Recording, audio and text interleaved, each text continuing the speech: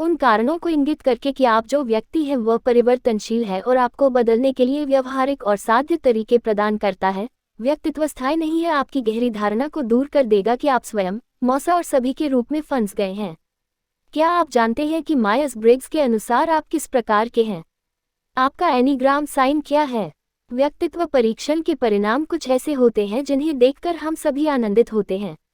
अपनी तुलना अपने दोस्तों और प्रसिद्ध लोगों से करना मनोरंजक है। व्यक्तित्व परीक्षण के साथ समस्या यह है कि वे आपको अपनी पूरी क्षमता का एहसास करने से रोकते हैं। क्या आप अनुमान लगाते हैं कि मुझे पागल होना चाहिए? आप अपने आत्मकथित व्यक्तित्व से चिपके रहते हैं क्योंकि यह आपको बहुत अच्छी तरह से फिट बैठता है। यह आपको आगे बढ़ने से कैसे रोक रहा है? असल में ये परीक्षाएं आपको ग्रोथ एटीट्यूड रखने से रोकती हैं। वे आपको विश्वास दिलाते हैं कि आप हैं, हमेशा से हैं और हमेशा ऐसे ही रहेंगे। फिर भी यह असत्य है।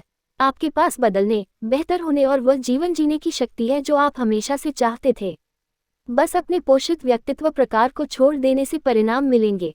अपनी नई किताब personality is not permanent, break free from self limiting beliefs and rebuild your narrative में डॉक्टर बेंजामिन हार्डी बताते हैं कि ऐसा क्यों है और साथ ही यह भी कि हम अपनी कहानियों को कैसे बदल सकते हैं।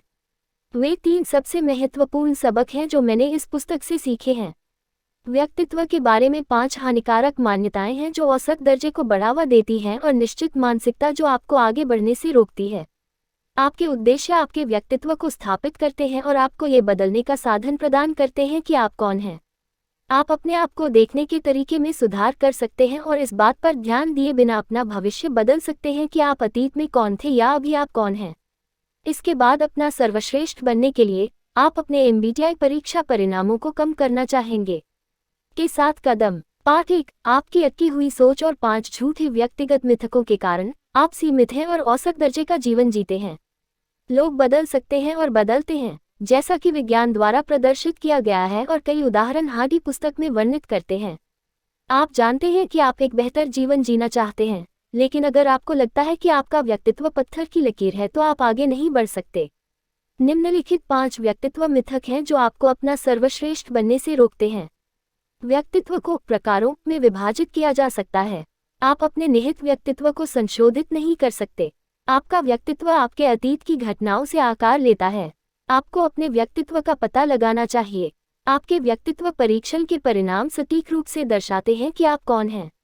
आइए जल्दी से इनकी जांच करें कि वे असत्य क्यों हैं।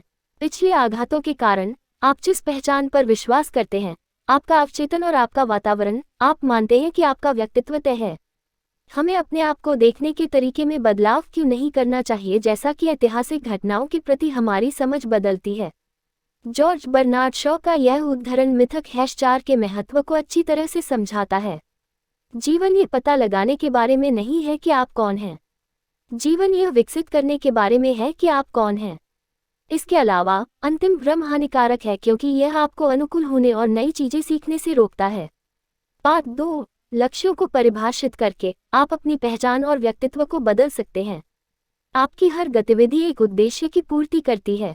लक्ष्य उद्देश्य का दूसरा पर्यायवाची है। आपके लक्ष्य ये निर्धारित करते हैं कि आप कौन हैं, चाहे आप उनके बारे में जानते हो या नहीं।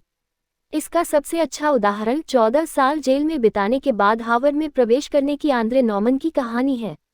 अपनी किशोर गलतियों के बाद आंद्रे का एकमात्र लक्ष्य उन्हें जेल में डाल दिया गया था। जेल व्यवस्था में आगे बढ़ने के लिए हत्या का इस्तेमाल करना था। फिर भी वह ईश्वर से एक रहस्य उद्घाटन होने का दावा करता है।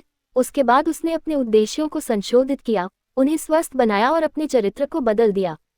आप जो कुछ भी करते हैं वह आपके लक्ष्यों द्वारा निर्देशित होता है। अपने व्यक्तित्व को बेहतर बनाने के लिए आप जो लक्ष्य निर्धारित करना चाहते हैं, उसे निर्धारित करने के लिए निम्नलिखित 3 स्रोतों को देखें। एक्सपोजर आत्मविश्वास चाहता है। अपने चारों ओर मौजूद अवसरों के लिए खुले रहें। दुनिया के पास जो कुछ भी है उसे देखने के लिए अधिक अनुभव प्राप्त करें। जैसा कि हार्डी ने स्वयं कहा, यदि आप नहीं जानते कि वे मौजूद हैं तो आप विकल्प और निर्णय नहीं ले सकते। यदि आप नहीं चाहते हैं तो आप कुछ भी पूरा नहीं करते हैं, इसलिए आपकी इच्छाएं आगे महत्वपूर्ण हैं। यदि आप अभी जो चाहते हैं वह स्वस्थ नहीं है, तो परिवर्तन करके सक्रिय रूप से उसे स्वस्थ बनने के लिए प्रशिक्षित करें। प्रकार के आधार पर व्यक्तित्व का आकलन वैज्ञानिक नहीं है। ये सोचना कि हम लोगों को श्रेणियों में वर्गीकृत कर सकते हैं, मानव होने का अर्थ क्या है, इसकी जटिलता की एक गंभीर गलतफहमी है। साथ ही अध्ययनों से पता चलता है कि उम्र बढ़ने के साथ साथ आपके व्यक्तित्व में काफ़ी बदलाव आता है। आप समझेंगे कि यह कितना सच है अगर आप विचार करें कि आप 10, 20 या उससे अधिक साल पहले कौन थे। अंत में, यदि आपको विश्वास नहीं है कि आप अपने लक्ष्यों को प्राप्त कर सकते हैं, तो आप उन पर विचार भी नहीं करेंगे। यदि आप अपने आप को मुक्त करना चाहते हैं जो अब आपके साहस को रोकता है, तो अपने आराम क्षेत्र से बाहर कदम उठाएं और असफल होने के लिए तैयार रहें। पार्ट 3, आप अपने व्यक्तित्व की व्याख्या करने के तरीके को समायोजित कर सकते हैं और अपने भविष्य को प्रभावित कर सकते हैं, भले ही आप अतीत में कहीं और किसके साथ रहे हों। नेट, एक युवक और उसके पूरे परिवार का वजन संबंधी समस्याओं का इतिहास रहा है।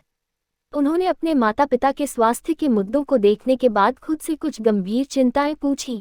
अगर मैं अपने वजन से लड़ना जारी रखूं तो मेरा भविष्य कैसा दिखेगा? जब मैं 70 का हो जाऊंगा तो मैं कैसा दिखेगा? आप इन 4 चरणों का पालन करके अपना भविष्य निर्धारित कर सकते हैं। पहला कदम उस भविष्य की पूरी तरह से जांच करना है जिसके लिए आप खुद को इस्तीफा दे रहे हैं। 70 वर्ष की आयु में स्वयं की कल्पना करें। क्या आप इस बात से संतुष्ट हैं कि घटनाएं कैसे हुईं? अगला कदम अपनी खुद की जीवनी लिखना है, जैसे कि आपने अपना पूरा जीवन जिया हो। स्वतंत्र रूप से लिखें और विचार करके प्रारंभ करें। कौन सी महत्वपूर्ण घटनाएं हुईं? लोग आपको कैसे याद रखेंगे?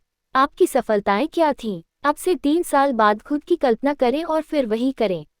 निम्नलिखित प्रश्नों के बारे में पूछें और प्रतिबिंबित करें। एक औसत दिन कैसा रहेगा? आपका काम कैसा दिखता है? अब आप जिस तरह से हैं, उससे आप कैसे बदल गए हैं? अंतिम चरण केवल अपने आप को और दूसरों को अपनी नई कहानी बताना है, जैसे कि यह पहले से ही सच हो। व्यक्तित्व मेरा जीवन स्थायी नहीं है द्वारा बदला जा रहा है। बदलने के लिए मैं इस पुस्तक को जितनी बार हो सके पढ़ूंगा। मैंने पहले ही 200 से अधिक पुस्तकों का सारांश तैयार कर लिया है और यह एक बेहतर जीवन जीने के तरीके पर अब तक का सबसे अच्छा है।